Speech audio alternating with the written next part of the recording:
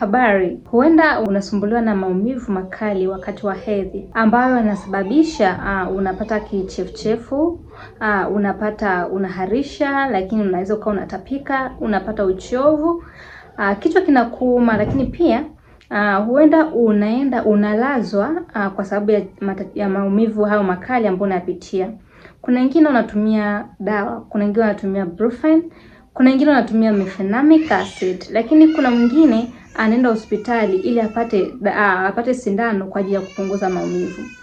Lakini hapo huenda unakuwa unaongezewa damu au unaongezewa maji ili kupunguza maumivu. Na wakati mwingine umeshindwa kufanya kazi zako za kila siku, umeshindwa kufika ofisini, kama ni mwanafunzi umeshindwa kuhudhuria masomo kwa sababu ya tatizo ambalo linakusumbua. Leo nitakupatia suluhisho. Lakini kabla ya yote natamani unisikilize kwa makini. Nitaeleza kwa undani tatizo ambalo unalipitia.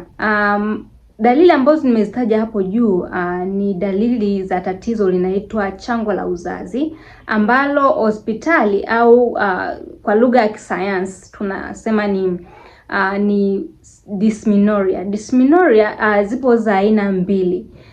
Kuna primary dysmenorrhea na secondary dysmenorrhea, nikiwa na maana na maumivu makali wakati wa hedhi ya kawaida, lakini mengine ambayo yamesababishwa na vitu vingine tofauti.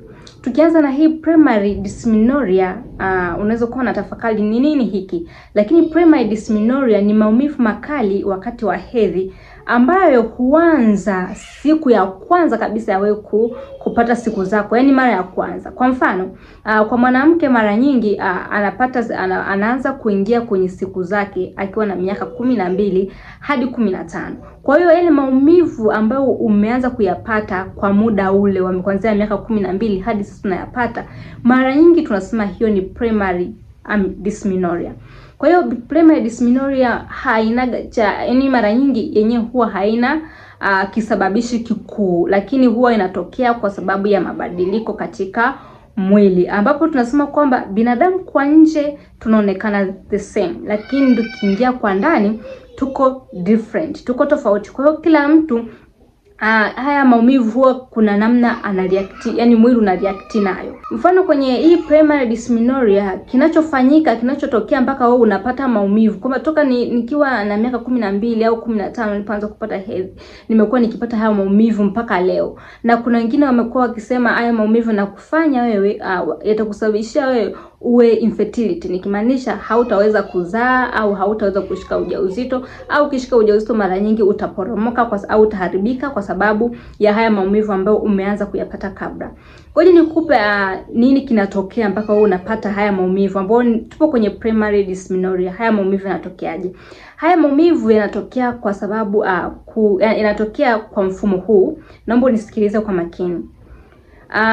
Kwenye mwili wa binadamu huwa tuna homoni nyingi sana, na ukihitaji somo la homoni nimeshalielezea kabla, kwa unaweza kaangalia video zangu za mwanzo na ukaelewa vizuri. Hii homoni ambayo nitaenda kuizungumzia leo ni homoni ambayo inasaidia sana kwenye au ina apply sana kwenye haya maumivu makali wakati wa hedhi. Hii hormone inaitwa progesterone hormone. Wakati mtu akikaribia kuingia hedhi, hii progesterone hormone huwa inakuwa reduced, nikimaanisha huwa inashuka. Kwa hiyo kuna level ambayo inatakiwa ifike, lakini isishuke sana. Kwa hiyo ukikuta kwamba hii progesterone hormone imeshuka sana, huwa inazalisha acid kwenye kwenye mfuko wa kizazi. Hii acid inaitwa ni arachidonic acid. Hii arachidonic acid inavyozalishwa kwa wingi kupita, yani inamaanisha kwamba hii progesterone imeshuka sana, hii arachidonic acid ikazalishwa kwa wingi huwa inakonvertiwa, yani inabadilishwa kutoka kwenye acid ambayo ni arachidonic acid, inatengeneza kemikali. Hii kemikali inaitwa prostaglandins.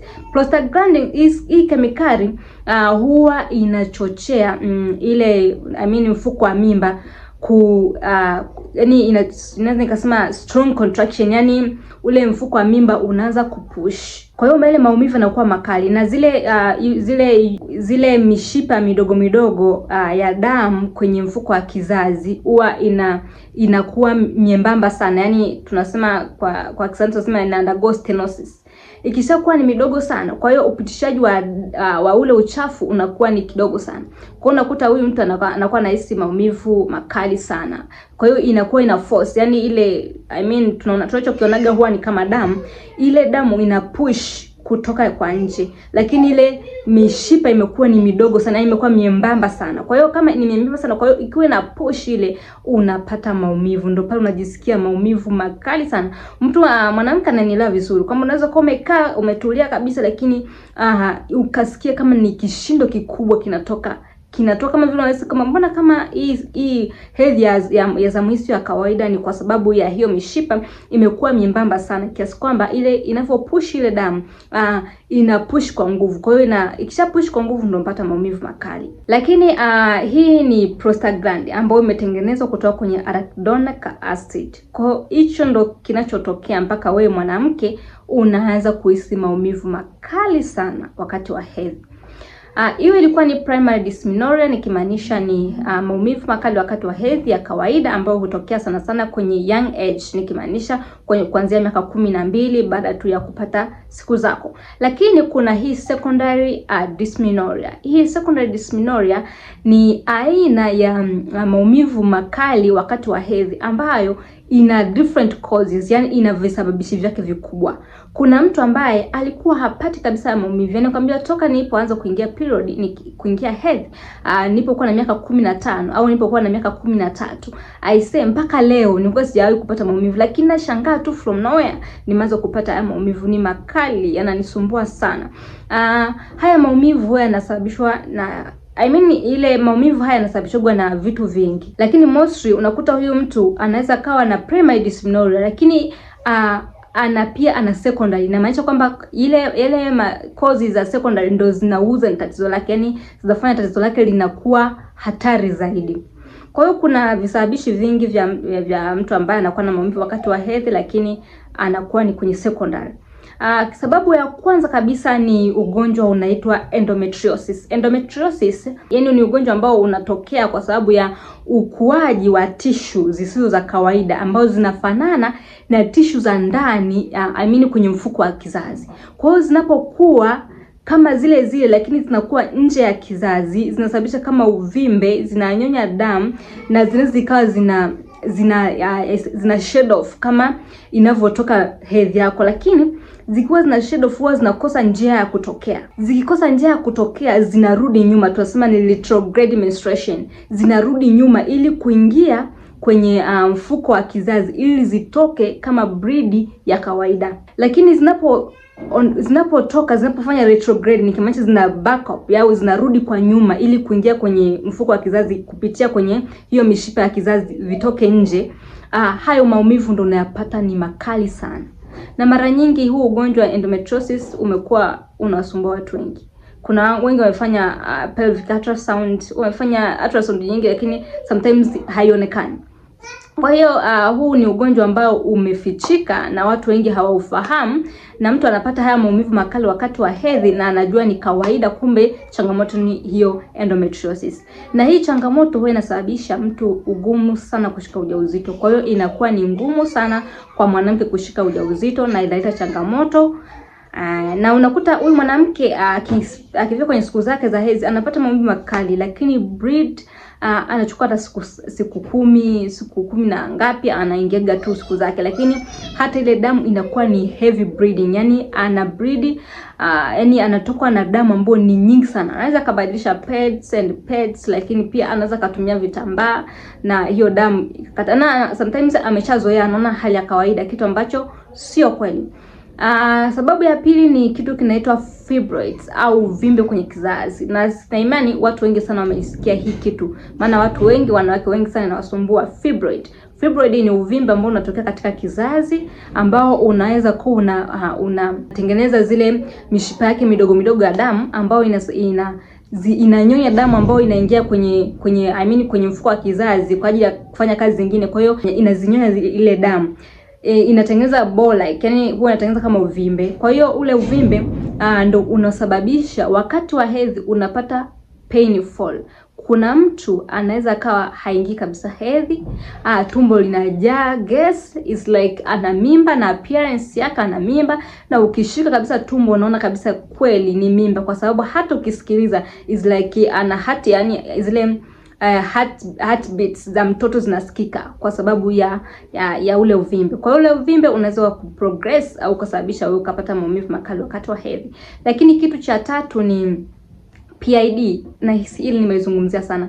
PID inaweza ikauoza yani tatizo lako. Unaweza kuwa na primary dysmenorrhea, nikimaanisha una maumivu makali wakati wa hedhi ya mwanzo kabisa au ya kawaida, lakini kwa sababu ya uwepo wa PID inakusababisha lile tatizo lako linakuwa sugu na linaendelea kuwa sugu zaidi. Umetumia dawa nyingi, umetumia Brufen, umetumia Mefenamic, umeingia kwenye njia za asili, lakini still bado changamoto iko pale pale. Ni kwa sababu hii PID ndio inayouoza tatizo lako. Lakini changamoto kuu ya nne ni tunaita kisayansi tunasema ni cervical stenosis. Cervix inakuwa ni chembamba, yani cervix inakuwa nyembamba kiasi kwamba haiwezi kupitisha zile product au ile damu wakati wa hedhi. Ikiwa nyembamba inamaanisha kwamba ile damu inayokuwa inatoka inakuwa kidogo sana, inatoka kidogo sana. Kwa hiyo unapata maumivu yanakuwa makali. Kwa unasikia maumivu ni makali sana kwa sababu ya hizi cervix. Hii cervix au shingo ya kizazi ya mwanamke imekuwa nyembamba sana kiasi kwamba haiwezi kupitisha ile damu kwa uzuri, yani kwa urahisi. Hizo ndio zilikuwa ni sababu kubwa ambazo zinaweza kusababisha ukapata maumivu makali wakati wa hedhi, na watu wengi na imani walikuwa hawazifahamu. Kama ulikuwa uzifahamu, leo fahamu hili. Tuna namna ambavyo tunaweza kupuuzia tatizo au kitu. Kuna watu wengi sana wanapuuzia maumivu makali wakati wa hedhi. Wanaona ni jambo la kawaida, haliwezi kusababisha chochote. Na watu wengi wakienda hata hospitali akitumia Brufen au akitumia Diclofenac injection anajisikia vizuri, anasema hili ni jambo la kawaida, anaachana nalo kwa sababu anaona ni kawaida kabisa. Hapana, usipuuzie. Nilipokuwa nakisoma hichi kitabu ambacho kinaitwa Atomic Habits, nilijifunza kitu. Kuna story ambao huyu bwana James Clear alielezea vizuri. Hii story inaelezea kwa undani kuhusu tatizo letu. Ukiwa unaumwa, kuna vitu vingine mfano kama maumivu makali wakati wa hedhi, watu wengi tulikuwa tumepuuzia.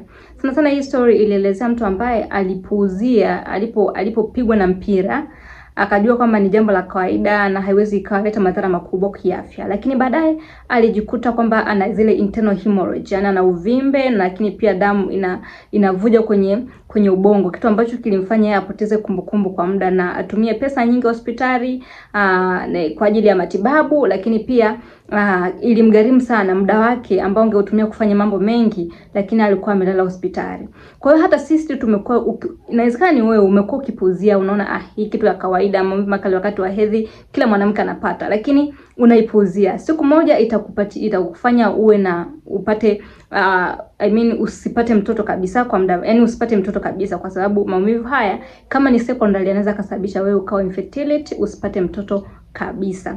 Okay, habari njema ni kwamba nimeandaa program kwa ajili yako. Hii program itaondoa kabisa tatizo la maumivu makali wakati wa hedhi. Aidha inaweza ikawa ni primary au secondary kulingana na chanzo chako, na sio tu kutibu dalili. Kwa hiyo ungana nami katika programu hii ambayo itakusaidia wewe. Hii programu ina vitu vikuu vitatu. Kitu cha kwanza, ina mafunzo maalum ambapo utafundishwa namna ya kuondokana na hili tatizo kwa kutumia lishe, lakini pia kubadilisha mtindo wa maisha na mafunzo ya kisaikolojia ili kuhakikisha aidha kama una secondary au una primary dysmenorrhea kukuweka katika sehemu salama. Lakini kitu cha pili ni dawa ambazo tumeziandaa sisi wenyewe, dawa ambazo ni natural medicine ambazo kusaidia wewe kuondokana na hili tatizo kabisa na haitajirudia.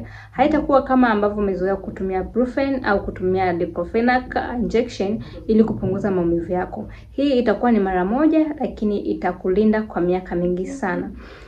Lakini kitu cha tatu nitakufuatilia kuhakikisha kwamba ile dawa unaitumia na mafunzo unahudhuria na unatendea kazi, kuhakikisha kwamba hili tatizo halijirudi tena. Unakuwa free, unaweza kufanya mambo yako vizuri kwa ustadi na bila kupata maumivu yoyote ambayo inaweza kutoa kwenye leli.